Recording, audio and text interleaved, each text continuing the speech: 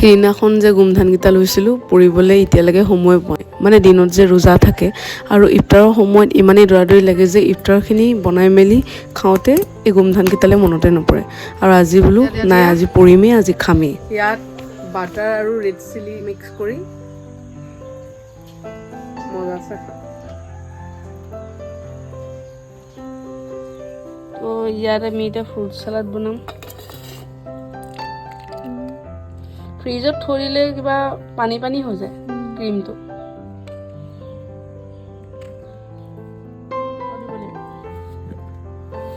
এই ৰোজাদৈ জোৰে নে নি একদম হৈ যাব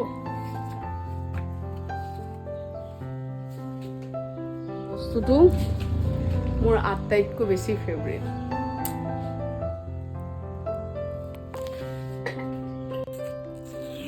This is the best part of Ramadan.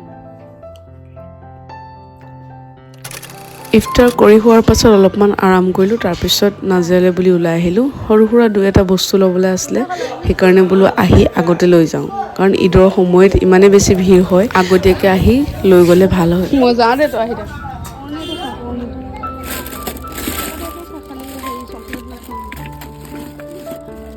দোকানৰ পৰা বস্তুকেইটা লৈ পিনে ঘৰলৈ অহাৰ পথতে মন গ'ল আইচক্ৰীম খাবলৈ আকৌ মই উভতি গৈছোঁ উভতি গৈ তিনিখনমান দোকানত বিচাৰি বিচাৰি ফাইনেলি মোৰ নিজৰ মন পচন্দৰ আইচক্ৰীমটো বিচাৰি পালোঁ